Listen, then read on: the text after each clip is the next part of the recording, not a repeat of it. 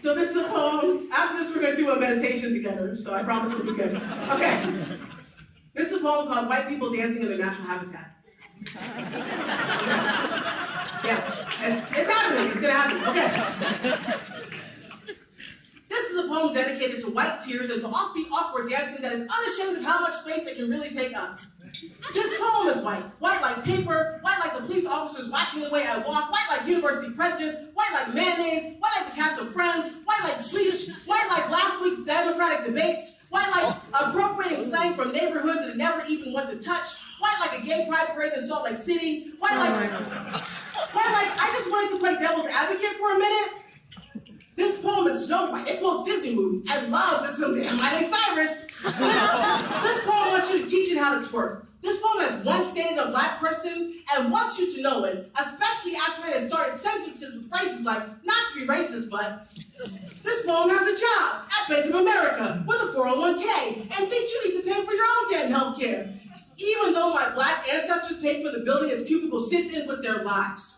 This poem wants to move to the city to rebel, but will move back to the suburbs when it starts making little haikus. This poem holds its arms up to blue ink after taking vacations on colonized land and says, look, I'm almost as dark as you.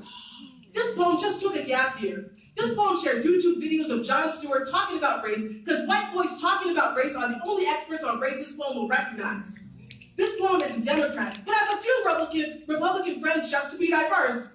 This poem loves the word diverse. This poem gets lonely because it's not sure if it has a culture. This poem takes no responsibility for your oppression.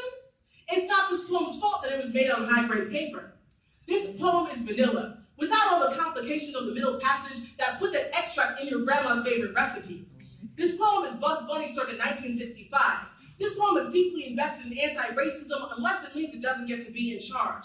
This poem wants to talk about its pain with you because it's like hard to be oppressive. This poem thinks Rachel Dolezal is a national treasure. This poem will want to process its feelings with you later after this poet is done.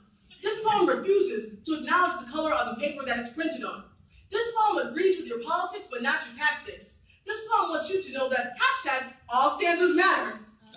And that we are all really just poems, whether we are sonnets or slam. It has a Bernie Sanders brand necktie and a Hillary Clinton decoupage on its nightstand. This poem is so white it knows what decoupage means. And believes, yes, we can change the world, one poem at a time, as long as white poems with the right politics get to hit the stage first.